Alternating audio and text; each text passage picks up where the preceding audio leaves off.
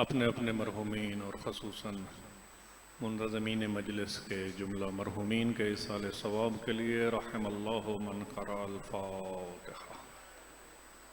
بسم اللہ الرحمن الرحیم الحمدللہ اور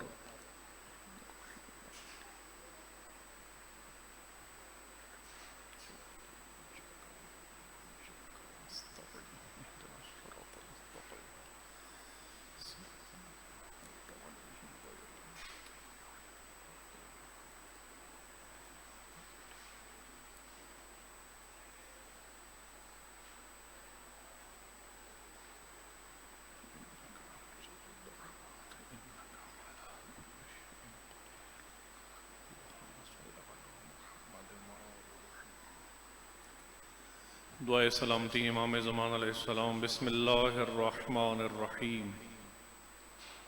اللہم کل ولیک الحجت ابن الحسن صلواتک علیہ وعلا آبائہ فی هذه الساعة وفی کل ساعة ولیا وحافظا وقائدا وناصرا ودلیلا وعینا حتى تسكنه أرضك طوعا وتمتعه فيها طويلا برحمتك يا أرحم الراحمين۔ اللهم ارزقنا حج بيتك الحرام في عامي هذا وفي كل عام۔ اللهم ارزقنا زيارة قبر الحسين عليه السلام وجميع قبور الأئمة عليهم السلام في عامي هذا وفي كل عام۔ اللهم ارزقنا محبة الحسين عليه السلام۔ اللهم ارزقنا زيارة الحسين عليه السلام۔ اللهم ارزقنا شفاعة الحسين عليه السلام بفضلك ورحمتك يا أرحم الراحمين۔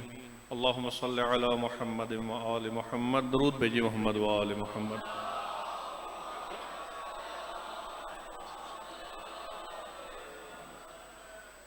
ما شاء الله لا حول ولا قوة إلا بالله العلي العظيم۔ أعوذ بالله السميع العليم من الشيطان اللعين الرجيم۔ بسم الله الرحمن الرحيم۔ الحمد لله رب العالمين بارئ الخلائق أجمعين، ثم الصلاة والسلام على العبد المؤيد والرسول المسدد المصطفى الأمجد المحمود الأحمد حبيب إله العالمين أبي القاسم محمد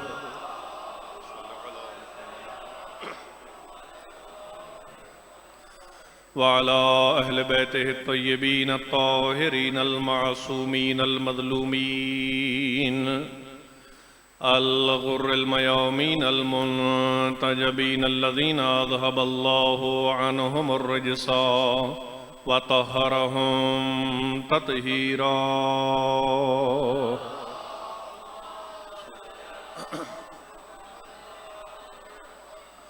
ورحمة الله على أحبابهم وأصحابهم وشيعتهم، ولعنة الله على أعدائهم وظالميهم ملعونين۔ أما بعد، فقد قال الله سبحانه وتعالى في كتابه المبين: بسم الله الرحمن الرحيم، إن علينا للهدى وإن لنا للآخرة والأولى۔ وقال رسول الله صلى الله عليه وآله وسلم: إن الحسين مصباح الهدى وسفينة النجاة صلوات۔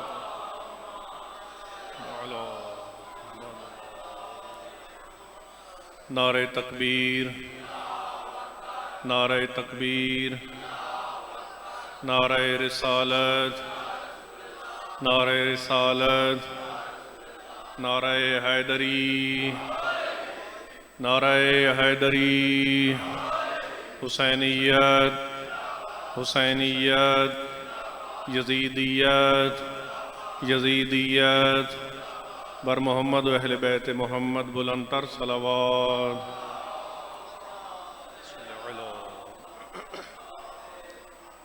دعا ہے اللہ رب العزت منتظمین کی یہ صف ماتم بچھائی آپ احباب کی تشریف آوری، ذاکرین کا بیان حقیر کے الفاظ اپنی بارگاہ میں قبول و منظور فرمائے۔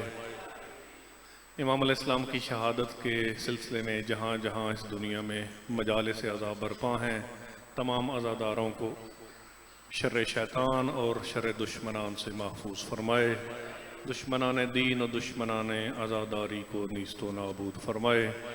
اللہ تعالیٰ سے دعا ہے کہ جو جھولیاں غیر آباد ہیں ان کو آباد فرمائے، جو مریض ہیں اس ذکر کا صدقہ ان کو شفا عطا فرمائے، ہمارے مرحومین کی مغفرت فرمائے، سوائے غم حسین کے ہر غم سے محفوظ فرمائے۔ وارث زمان حجت دوران امام زمان عجل اللہ فرجہ شریف کے ظہور میں تعجیل فرمائے۔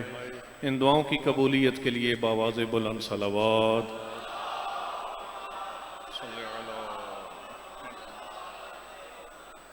ایک صلوات اتنی بلند پڑھیں کہ جو پانی پینے بھر گئے ہیں دوبارہ واپس آ جائے۔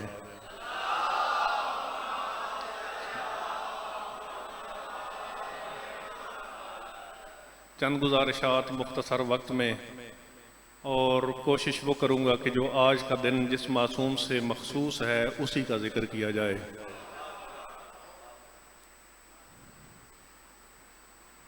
اللہ کے رسول کے ایک بڑے جلیل قدر صحابی جناب جابر ابن عبداللہ انصاری، جابر ابن عبداللہ وہ شخصیت ہے کہ جو فقط رسول کا صحابی نہیں بلکہ صحابہ کے اندر ایک منفرد مقام ہے، ایک امتیازی فضیلت جناب جابر کو عطا ہوئی ہے کہ جابر چھ معصومین کا صحابی ہے، 6 معصومین کا صحابی ہے۔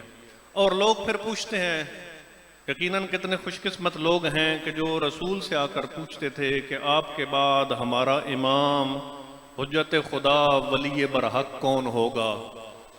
جابر آتے ہیں رسول کی خدمت میں اور آ کر عرض کرتے ہیں کہ یا رسول اللہ مجھے بتائیے، ہم ان کے ماننے والے ہیں۔ گزشتہ 2 دن پہلے اصالہ ثواب کی مجلس ہوئی، اس میں بھی میں نے یہ عرض کیا کہ ہم ان کے ماننے والے ہیں کہ جن کے نام اللہ نے رکھے ہیں، جو فقط اللہ کی طرف سے بھیجے نہیں گے بلکہ نام بھی اللہ نے رکھے ہیں، منصوص من اللہ ہیں، ہادیان برحق ہیں، حجت ہائے خدا ہیں۔ اور کیوں نہ ہو، اللہ خود قرآن میں فرما رہا ہے اِنَّا عَلَيْنَا لَلْہُدَىٰ، ہدایت کی ذمہ داری ہم پر ہے۔ امام بنانا تمہارا کام نہیں ہے، امام بنانا ہمارا کام ہے۔ جو تم اپنے ڈیموکریسی کے ذریعے، ووٹ الیکشن کے ذریعے کسی کو چنو گے، وہ تمہارا نمائندہ تو ہو سکتا ہے، وہ تمہارا حکمران تو ہو سکتا ہے، وہ تمہارا صدر وزیر اعظم تو ہو سکتا ہے، ہادی برحق اور حجت خدا وہی ہے کہ جس کو اللہ بناتا ہے، مصطفیٰ غدیر میں دکھاتا ہے، وہی ہادی برحق ہوتا ہے۔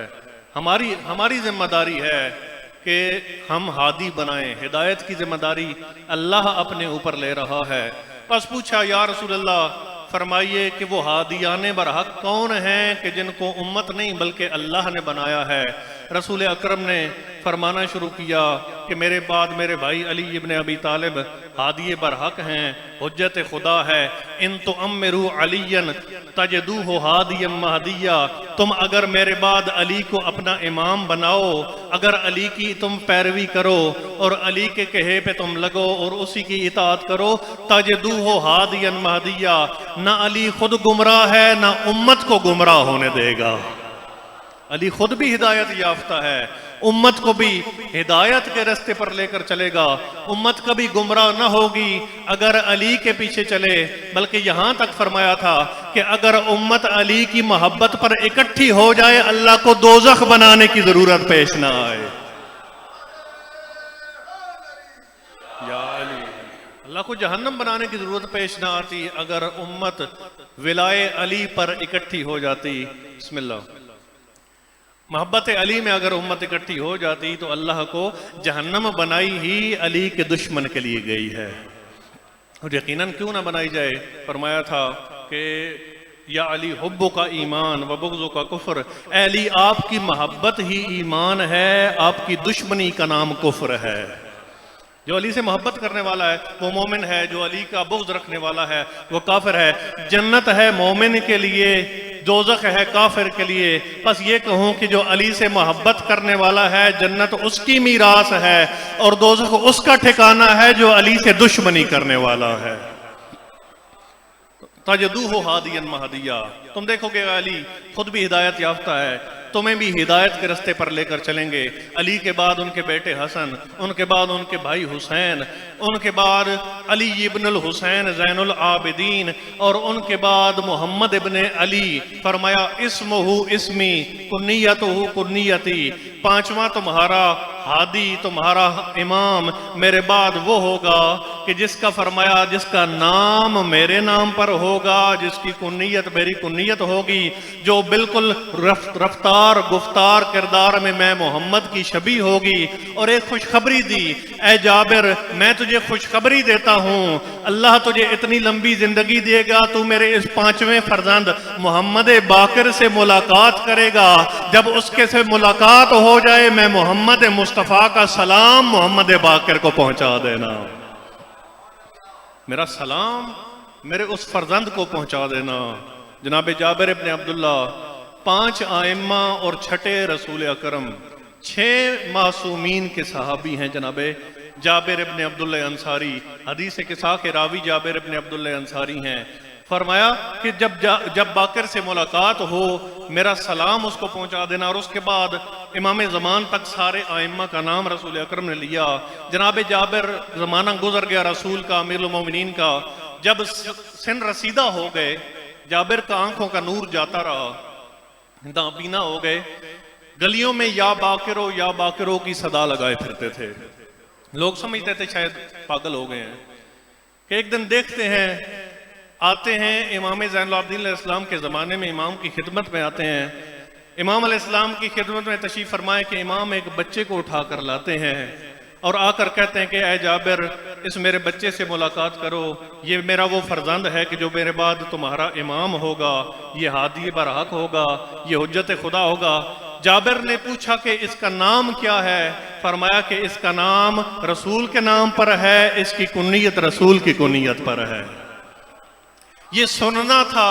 جابر ابن عبداللہ اٹھ کر امام باقر علیہ السلام کے قدموں پہ ہاتھ لگایا اور عرض کی کہ میری خوش قسمتی ہے کہ میں آپ کی صحابیت کا بھی شرف حاصل کر رہا ہوں۔ آپ کے نانا نے آپ کو میرے ذریعہ سلام بھیجا تھا، آپ کے نانا آپ پر سلام کہہ رہے تھے۔ امام علیہ السلام نے سلام کا جواب دیا۔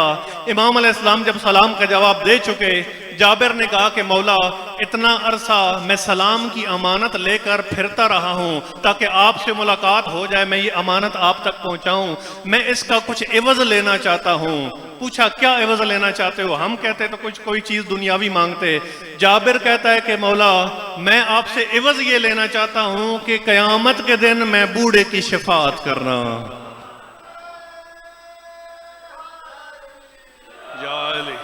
میں جابر آپ سے حق شفاعت مانگتا ہوں، میں مانگتا ہوں کہ آپ طالب شفاعت ہوں، میں آپ کی شفاعت طلب کرتا ہوں، قیامت کے دن میری شفاعت کیجئے گا۔ گویا مجھے کہنے دیجئے، صحابی ہے جابر ابن عبداللہ، امام ہے امام محمد باقر، صحابی بڑھاپے کے عالم میں ہے، امام بچپن کے عالم میں ہے۔ صحابی اگر 6 معصومین کا بھی صحابی ہے تو صحابی ہے، امام اگر بچپن میں بھی ہے تو امام ہے۔ دوسرے الفاظ میں مجھے کہنے دو، جو قیامت کے دن شفاعت مانگتا ہے اسے صحابی کہتے ہیں، جو شافع روز جزا ہے اسے امام کہتے ہیں۔ یا علی، جو شفاعت بانٹتا ہے، اللہ یا رسول اللہ، یا علی۔ امام علیہ السلام نے فرمایا کہ قیامت کے دن جو تیری شفاعت ہے وہ میرے ذمہ رہی۔ اور پھر امام نے پوچھا اے جابر اگر میں کچھ پوچھنا چاہوں، توجہ ہے، میں عرض کروں کہ میں وہ باتیں عرض کروں گا کہ جو عام طور پہ عرض نہیں کی جاتی۔ تو پوچھا کہ میں تو اسے سوال پوچھنا چاہتا ہوں، تجھے کیا چیز پسند ہے؟ جابر نے کہا کہ مولا مجھے جوانی سے زیادہ بڑھاپا پسند ہے، مجھے امیری سے زیادہ غربت پسند ہے، مجھے تندرستی سے زیادہ بیماری پسند ہے۔ فرمایا کہ تیرے بڑے اچھے، پوچھتا ہے کہ کیا میں نے جواب درست دیا؟ ظاہر ہے جس طرح شاگرد استاد کو سبق سنا کے پھر پوچھتا ہے کہ کیا میرا سوال کا جواب درست ہے، کیا میں نے سبق درست سنایا؟ تو کہتا ہے امام نے فرمایا کہ ہاں تیرے جواب بالکل درست ہیں۔ عرض کرتا ہے کہ مولا اگر میں آپ سے پوچھوں کہ آپ کو کیا پسند ہے، بڑا مختصر انداز میں عرض کر رہا ہوں، مولا فرمائیے آپ کو کیا پسند ہے؟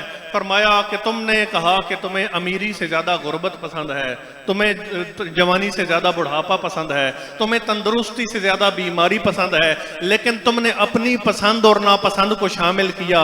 جہاں تک ہم محمد و آل محمد کا تعلق ہے، ہماری اپنی پسند ناپسند نہیں، ہمیں وہی پسند ہے جو ہمارے رب کو پسند ہے، جو ہمارے پروردگار کو پسند ہے، اسی کی رضا میں ہماری رضا ہے، ہماری اس کی رضا ایک ہے، وَمَا تَشَاءُونَ إِلَّا أَن يَشَاءَ، ہماری اور اس کی منشا ایک ہے، اور اسی منشا کے تحت امام نے زندگی گزاری ہے۔ 19 برس امام علیہ السلام کا مدت امامت ہے، 95 ہجری سے لے کر 114 ہجری تک۔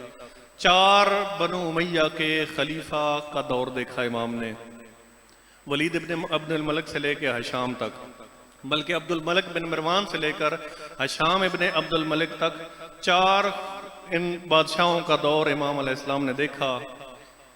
امام علیہ السلام باقر العلوم ہیں، علوم کا سینہ چاک کرنے والا، علم کا سینہ چاک کر کے دنیا کو بتانے والا عظمت محمد و آل محمد کیا ہے، عظمت مذہب حقہ کیا ہے، بتانے والے ہیں، علوم کا سینہ چاک کرنے والے ہیں۔ اور علوم کا سینہ امام نے فقط مدینہ میں چاک نہیں کیا، جہاں جہاں امام علیہ السلام کو بلایا گیا، ہشام نے ایک مرتبہ امام کو بلایا ہے، بغداد میں بلایا، ہشام نے ایک مرتبہ دمشق میں بلایا، اپنے پائے تخت میں امام علیہ السلام کو طلب کیا، اور کئی مرتبہ یہ آئمہ کی سنت ہے کہ آئمہ ہجرتیں کیا کرتے تھے اور ہجرتوں پہ مجبور کیا جاتا تھا، رسول کی سنت ہے، آئمہ کی سنت ہے۔ ہشام نے امام علیہ السلام کو طلب کیا جب اپنے پائے تخت، امام علیہ السلام بڑھاپے کے عالم میں ہیں، یعنی 50 سال سے زیادہ مدت حیات گزر چکی ہے، اور امام صادق علیہ السلام جوانی کے عالم میں ہیں، دونوں آئمہ تشریف لے کر گئے ہیں ہشام کے دربار میں۔ اور یہ بادشاہوں کو کیا مجبوری پڑی ہوتی تھی آئمہ کو اپنے درباروں میں بلانے کی؟ اس وجہ سے تاکہ لوگوں کو معلوم ہو کہ ہماری حکومت ہے تم پر، لیکن یہ نہیں جانتے تھے کہ لوگوں کے جسموں پر تو ہماری حکومت ہے، لوگوں کی روحوں پر آئمہ کی حکومت ہے۔ ہشام نے اپنے دربار میں اعلان کروایا، مقصد یہ تھا کہ امام کی کسی حوالے سے عزت میں کمی پیدا کرے، اور جو نور خدا ہوتا ہے وہ پھونکوں سے بجھایا نہیں جا سکتا، کہ کسی طرح شان میں کمی ہو، کسی طرح معاذ اللہ اہانت کوئی توہین کا پہلو نکلے۔ اعلان کروایا کہ جب امام داخل ہوں گے تو کوئی شخص استقبال کے لیے کھڑا نہ ہو، کوئی شخص استقبال کے لیے کھڑا نہ ہو۔ امام علیہ السلام پہنچے، پہلے 3 دن انتظار کروایا، انتظار کروانے کے بعد امام علیہ السلام کو پھر اجازت دی گئی کہ آپ دربار میں داخل ہوں، لیکن اس نے اپنے انتظامات مکمل کر رکھے تھے۔ امام علیہ السلام کے لیے ایک کرسی لگوائی گئی تھی اور کہا گیا تھا کہ کوئی کھڑا نہ ہو، خود وہ آ کر اپنی جگہ ڈھونڈیں گے، عظمت میں عزت میں کمی ہوگی۔ امام علیہ السلام کو جب اجازت ملی اور دربار میں داخل ہوئے، جب یہ نور مصطفیٰ، نور چشم علی مرتضیٰ داخل ہوتا ہے، میں کہتا ہوں اتنا روب تھا امامت کا کہ اس بادشاہ نے اپنی کرسی کو چھوڑ دیا۔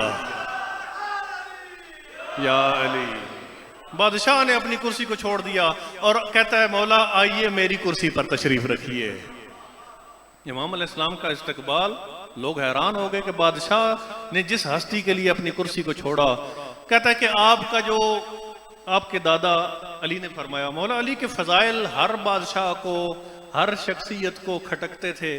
آپ کے دادا علی نے جو فرمایا ہے سلونی سلونی قبل ان تفقدونی، کہ مجھ سے زمین و آسمان کے سوال کرو، میں تمہارے سوال دینے کی وہ حیثیت اور میں قدرت رکھتا ہوں. انی اعلم طرق السماوات من طرق الارض، اتنے کوئی آسمان کے زمین کے رستے نہ جانتا ہوگا جتنے علی آسمان کے رستے جانتا ہے. اس سے قبل کہ میں تم میں نہ رہوں مجھ سے پوچھ لو، کیا فقط آپ کے دادا علی کا یہ دعویٰ تھا یا آپ کا بھی دعویٰ ہے؟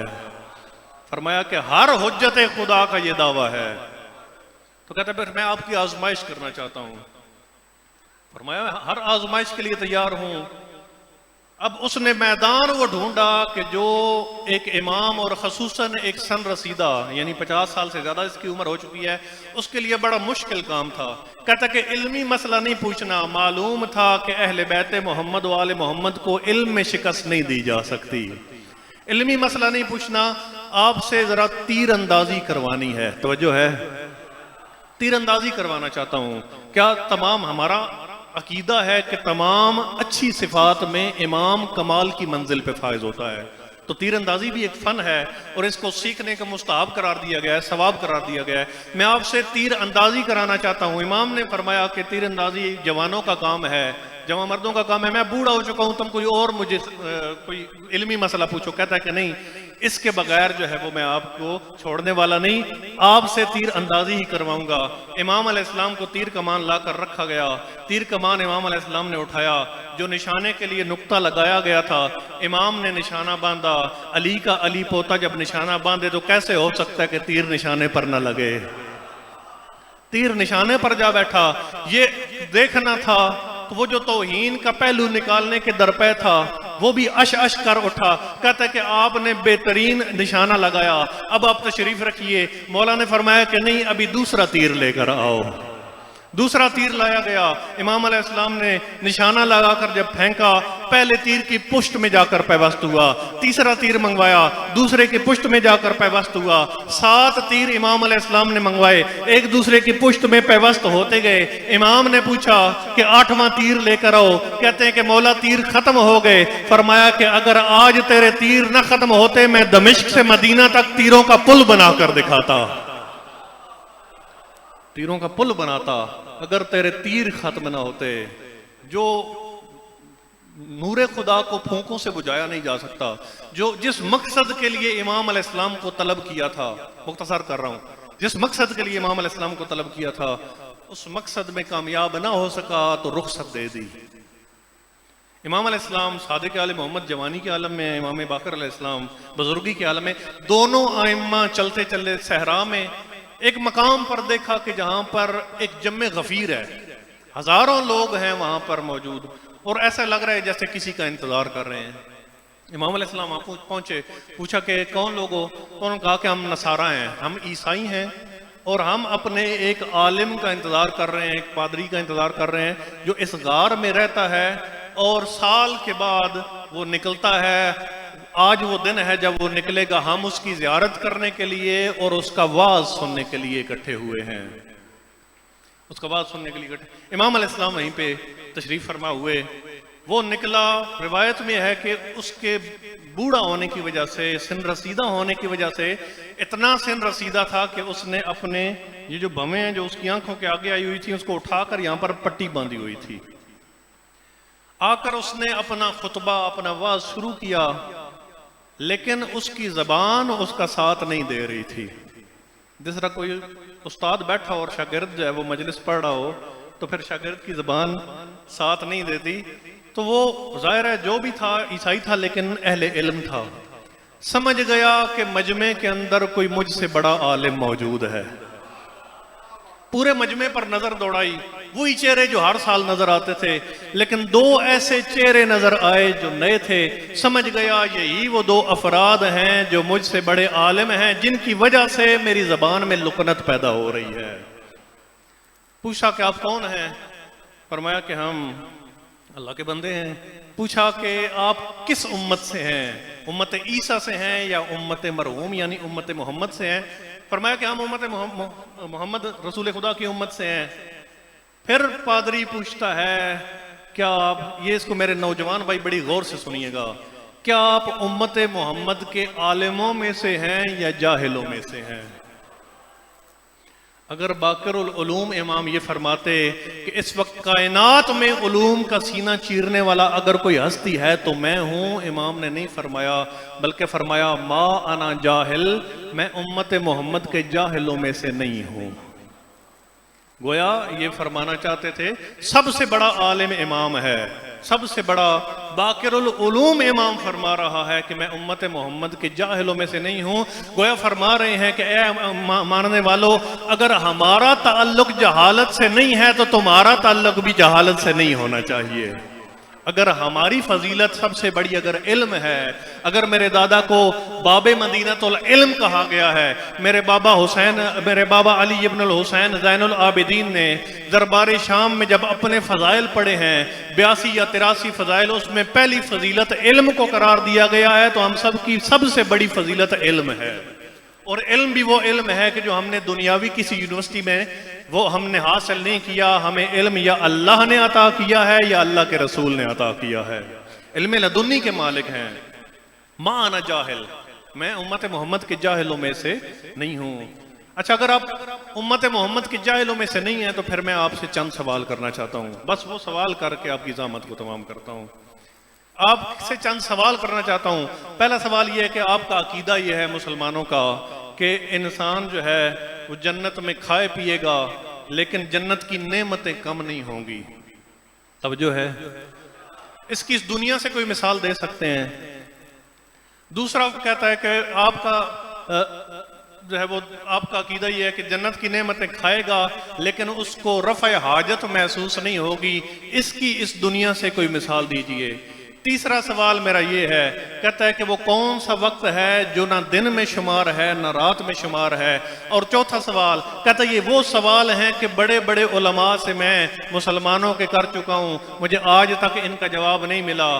کہتا ہے چوتھا سوال میرا یہ ہے کہ دو بھائی ہیں، پیدا بھی اکٹھے ہوئے ہیں، اس دنیا سے رخصت بھی اکٹھے ہوئے ہیں، ایک کی عمر 50 سال ہے، ایک کی عمر 150 سال ہے، وہ دونوں بھائی کون ہیں؟ امام علیہ السلام نے فرمایا کہ تحمل کے ساتھ امام علیہ السلام نے سوال سنے، اور سوال سن کر امام علیہ السلام اور کہتا ہے کہ اگر میرا یہ چیلنج ہے کہ اگر کوئی ان کا جواب دے دے گا تو میں اس کے نبی کا کلمہ پڑھ لوں گا۔ امام علیہ السلام نے فرمایا جو تیرا پہلا سوال ہے کہ جنت کی نعمتیں کھائیں گے لیکن نعمتوں میں کمی نہیں ہوگی، وہ نعمتیں بڑھتی چلی جائیں گی۔ اس دنیا میں مثال یہ ہے ایک چراغ ہو، اس چراغ سے ہزاروں چراغ روشن کر لیے جائیں، پہلے چراغ کی نہ حرارت میں کمی آتی ہے نہ نورانیت میں کمی آتی ہے۔ گویا امام فرما رہے ہیں یہ ہزاروں چراغ میں علم امامت، میں نور چشم علی ابن ابی طالب کے صدقے میں آج نور ایمان سے منور ہونے والے ہیں۔ وہ ایک چراغ سے ہزاروں چراغ جلا لیے جائیں، اس کی نورانیت میں کمی نہیں آتی۔ دوسرا امام نے فرمایا کہ جنت کی نعمت انسان استعمال کرے گا، رفع حاجت کی ضرورت نہیں ہوگی۔ دنیا میں مثال یہ ہے 9 مہینے بچہ ماں کے پیٹ میں غذا حاصل کرتا ہے، رفع حاجت کی ضرورت پیش نہیں آتی۔ تیسرا فرمایا جو تیرا سوال ہے وہ یہ ہے کہ وہ کون سا وقت ہے؟ فرمایا وہ وقت ہے طلوع صبح صادق کا وقت، جب فجر کی نماز پڑھی جاتی ہے۔ یہ وہ وقت ہے جو نہ دن میں شمار ہے نہ رات میں شمار ہے، یہ وہ وقت ہے جو بہترین اوقات میں سے، اہل جنت کے اوقات میں سے ہے۔ یہ وہ وقت ہے جب رزق تقسیم ہوتا ہے، یہ وہ وقت ہے کہ جب ساری رات بیمار بستر بیماری پر تڑپتا رہے، اس وقت اس کو چین مل جاتا ہے۔ اور چوتھا سوال جو تو نے پوچھا وہ ہے کہ دو بھائی ہیں، دونوں اکٹھے اس دنیا میں تشریف لائے، دونوں اس دنیا سے اکٹھے گئے، ایک کی عمر 50 سال، ایک کی عمر 150 سال۔ فرمایا کہ وہ دونوں بھائی دو نبی ہیں، حضرت عزیز علیہ السلام اور حضرت عزیر علیہ السلام۔ جناب عزیر کا ذکر قرآن میں پڑھ کر دیکھ لیجئے کہ جب وہ اپنے گدھے پر سوار ہو کر نکلے اور اس بستی کے پاس سے گزرے، وَهِيَ خَاوِيَةٌ عَلَىٰ عُرُوشِهَا، کہ جو بستی طے و بالا ہو چکی تھی، جہاں پر گلی سڑی بوسیدہ انسانوں جانوروں کی لاشیں پڑی تھیں، بستی برباد ہو چکی تھی۔ اکٹھے پیدا ہوئے، جڑواں بھائی تھے، دونوں نبی تھے، 25 سال اکٹھے زندگی گزاری۔ 25 سال کے بعد جناب عزیر علیہ السلام نکلے اور گدھے پر سوار ہیں، سفر کے لیے جا رہے ہیں۔ اس بستی کے پاس سے جب گزرے، بستی کی بربادی کو دیکھا تو اللہ تعالیٰ سے عرض کیا کہ اے اللہ تو ان بوسیدہ ہڈیوں کو دوبارہ زندہ کیسے کرے گا جو اب صفوف اور پاؤڈر بن چکی ہیں، جو اب ریت اور مٹی کے اندر مل گئی ہیں؟ اللہ کی طرف سے سوال آیا کہ اے عزیر کیا تو مجھ پر ایمان نہیں رکھتا؟ کہتا ہے کہ ایمان تو رکھتا ہوں لیکن اپنے یقین کو بڑھانے کے لیے عین الیقین تک پہنچانا چاہتا ہوں، ابھی میرا یقین علم الیقین کی حد تک ہے، فقط جانتا ہوں لیکن اپنی آنکھوں سے دیکھنا چاہتا ہوں۔ یہ عزیر نبی ہے، کوئی عام بندہ نہیں جو کہتا ہے کہ میرا یقین بڑھ جائے گا، اس کو اپنی آنکھوں سے دیکھوں۔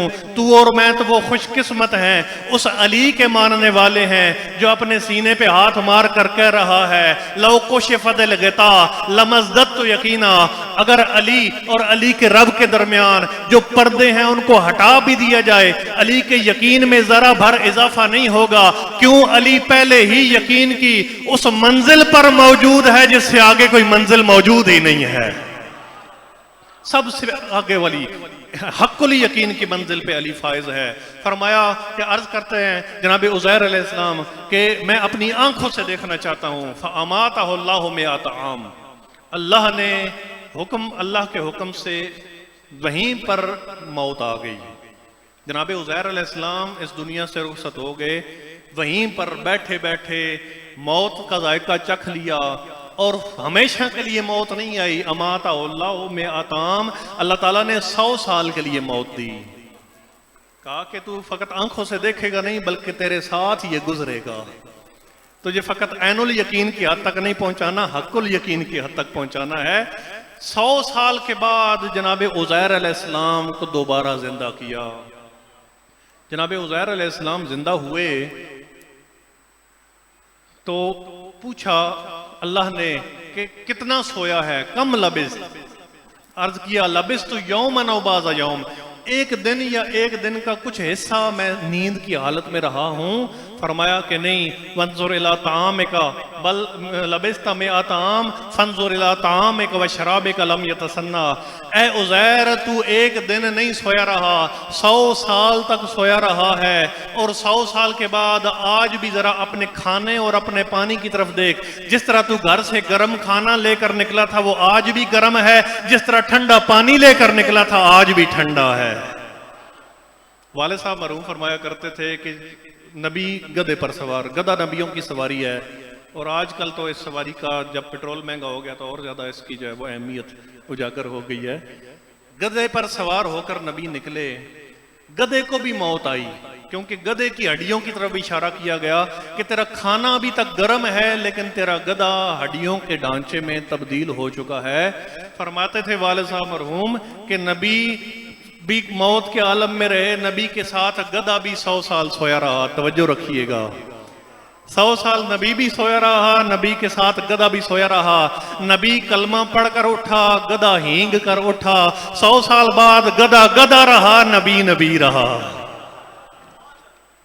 فرمایا کہ وہ پھر دوبارہ جب زندہ ہوئے، ان کی عمر اب 25 سال تھی، ان کے بھائی کی عمر 125 سال ہو چکی تھی، پھر 25 سال زندہ رہے، اور جب اس دنیا سے گئے تو ایک کی عمر 50 سال تھی، ایک کی عمر 150 سال تھی۔ یہ سننا تھا کہ اس نے اپنی مسند کو چھوڑا، جھکا کر کمر جھکا کر عصا کی ٹیک لے کر آیا ہے، امام کے قدموں میں گرا ہے اور کہتا ہے کہ اشہد ان لا الہ الا اللہ و اشہد ان محمد رسول اللہ و اشہد انک حجت اللہ، اللہ کی وحدانیت کی گواہی دیتا ہوں، تیرے جد محمد کی رسالت کی گواہی دیتا ہوں، اور یہ گواہی دیتا ہوں کہ اس وقت اگر روئے زمین پر حجت خدا ہے تو تیری ذات ہے۔ فقط ایک نہیں، ہزاروں لوگوں کو امام علیہ السلام کے ان چند سوالوں نے مسلمان کیا ہے۔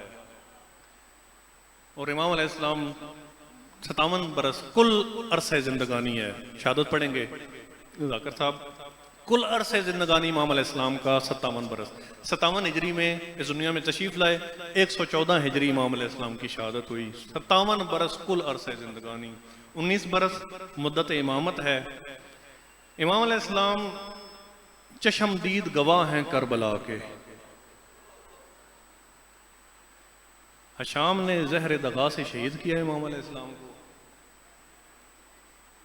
جب زہر مل چکی تھی تو صادق آل محمد کو ایک وصیت فرمائی کہ اے بیٹا جعفر صادق، میں خاص رقم مقرر کر کے جا رہا ہوں 10 سال تک کسی گھر میں نہیں، کسی امام بارگاہ میں نہیں، کسی ایسی دنیا کے کسی شہر میں نہیں، ایسی جگہ پر میری عزاداری منعقد کروانا جہاں پر دنیا کے گوش و کنار سے آئے ہوئے لوگ ہوں، ان کو معلوم ہو مظلومیت حسین کیا ہے، مظلومیت محمد باقر کیا ہے۔ 10 سال تک کس جگہ پر؟ منا کے میدان میں، اس دن جب پوری دنیا سے حاجی اکٹھے ہوں۔ کیوں؟ کہ امام چشمدید گواہ، 4.5 سال امام کی عمر مبارک ہے جب واقعہ کربلا کو دیکھا ہے امام نے اپنی آنکھوں سے۔ فقط بچپن کے جو حالات ہیں، یہ جوانی یا بڑھاپے میں انسان کو چیزیں یاد نہیں رہتی، لیکن بچپن میں جو چیز ہوتی ہے وہ انسان کے ذہن پر نقش ہو جایا کرتی ہے۔ چشمدید گواہ ہے کربلا کا، اور تیرا اور میرا امام چشمدید گواہ ہے بازار و دربار شام کا۔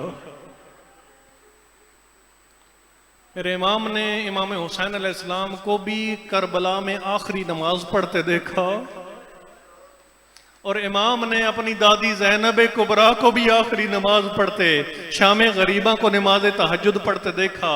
فقط اس نماز اور اس سجدے کا فقط میں بیان کر کے آپ کی زحمت تمام کروں گا۔ کیا دونوں بہن بھائی کا سجدہ امام نے خود بیان فرمایا، اور فرماتے ہیں کہ میرا دادا حسین بھی جب سجدے کی حالت میں تھا تو زخمی تھا، فقط زخمی نہیں بلکہ میرے دادا کے جسم پر کوئی ایسی جگہ نہ تھی جہاں پر زخم نہ آیا ہو۔ اور میری پھوپھی زینب نے جب سجدہ کیا اس وقت میری پھوپھی بھی زخمی تھی۔ کوئی اور کیا روایت کرے گا؟ جب امام حسین علیہ السلام کربلا سے خیموں سے ودا کر کے نکلنے لگے تو امام علیہ السلام نے اپنی ہمشیر جناب زینب کبریٰ سے فرمایا، اے یا اختی زینب ایتینی بثوب عتیق، اے میری بہن زینب ایک پھٹا ہوا ایک چادر، پرانی چادر لا کر دیجئے۔ بی بی نے چادر لا کر دی۔ امام حسین علیہ السلام نے اس چادر کو مختلف ٹکڑوں میں، ہم زبان لیروں میں تقسیم کیا۔ امام علیہ السلام انا للہ بھی پڑھتے جا رہے ہیں، ہر بی بی کے سر پر وہ پٹی باندھتے بھی جا رہے ہیں۔ تیرا اور میرا غیرت مند امام، جب بی بی زینب نے پوچھا کہ اے بھیا حسین یہ پٹی ہمارے سر پر چادروں کے اوپر کیوں باندھ رہے ہو؟